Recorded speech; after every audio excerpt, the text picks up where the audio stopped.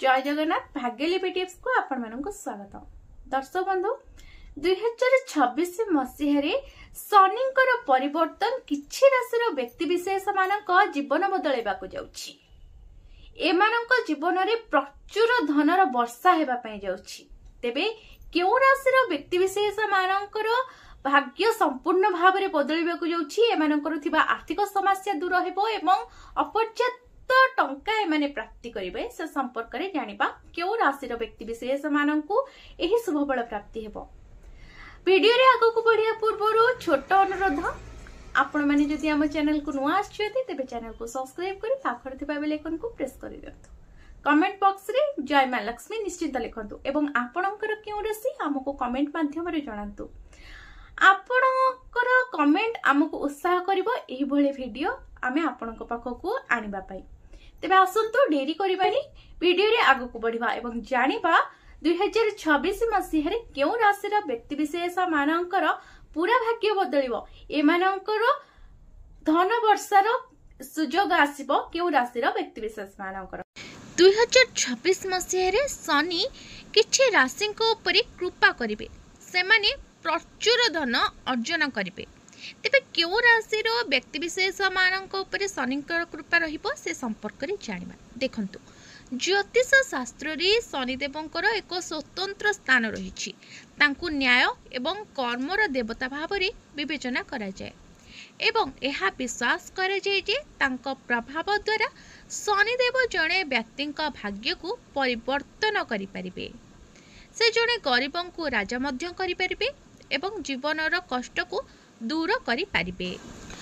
ज्योतिष शास्त्र रे शनिदेवंकर एक स्वतंत्र स्थान रहिछि। तांको न्याय एवं कर्मर देवता भाव रे जणा जाय एवं एहा विश्वास करे जाय जे तांकर प्रभाव द्वारा शनिदेव जणे व्यक्तिंक भाग्य को परिवर्तन करि परिबे। से जणे गरीब को मध्य राजा रे परिणत करि परिबे एवं जीवनर कष्ट को दूर करि देई परिबे। देखंतु 2026 मसीह रे शनिदेवंकर गति स्थिर रहिबो एवं से मीन राशि रे रहिबे। किछि राशि उपरे विशेष आशीर्वाद प्रदान करिबे शनिदेव। शनिदेवंकर प्रभाव केवल आर्थिक स्थिरता पर्यंत सीमित नुहे, एहा जीवनर अनेक दिगरे मध्य दृश्यमान हेबो, जेपरि कि कैरियर, पारिवारिक जीवन, स्वास्थ्य एवं मानसिक स्थिरता। तेबे आसंतु जानिबा 2026 मसीह रे केउ राशि उपरे शनिंकर आशीर्वाद रहइबो। तेबे प्रथम राशिटी हेउछि वृष राशि। 2026 मसीह रे वृष राशि व्यक्ति माने शनिंक द्वारा विशेष भाव रे आशीर्वाद पाइबे। एही राशि रे शनि सुवर्ण स्थान रे रहिबे।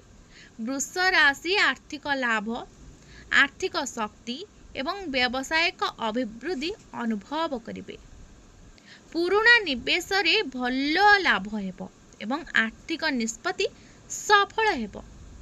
वृत्तिगत क्षेत्र रे नूतन सुजोग आसी पारे एवं आपणकर कठिन परिश्रम संपूर्ण फलप्रद हेबो। एही वर्ष वृष राशि व्यक्ति माने आर्थिक स्थिरता एवं पारिवारिक सुख उभय उपभोग करिवे। द्वितीय भाग्यशाली राशिटी होछि सिंह राशि।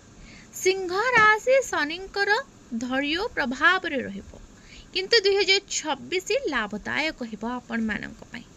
जीवन रे चैलेंज एवं असुविधा सत्ते आर्थिक लाभ, कैरियर उन्नति एवं व्यक्तिगत संतुलन देखा जिवो।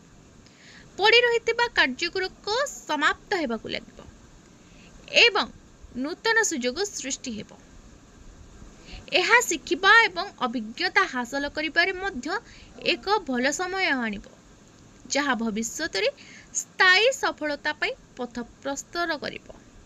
शनिदेवंक आशीर्वाद रे सिंह राशि समस्त कार्य सहजरे समाप्त हेबो। तृतीय भाग्यशाली राशिटी हेउछि तुला राशि। तुला राशि हेउछि भगवान शंकरंक द्वारा उचित राशि। बहुत दिन परे तुला राशि लोक माने आर्थिक लाभ, कैरियर सफलता, स्वप्न पूरण एवं साथींक सहित एक दृढ़ संपर्क अनुभव करिवे। व्यवसाय किंबा चाकरी रे सेमानंकर कठिन परिश्रम पूर्ण पुरस्कृत हेबो। पारिवारिक जीवन शांतिपूर्ण एवं बुद्धिमान रहिबो। एवं सेमानंकर निष्पत्ति नेबा वृद्धि पाइब। सामग्रिक भाव में तुला राशि लोक मैंने 2026 रे अनेक क्षेत्र में सकारात्मक परिवर्तन अनुभव करेंगे।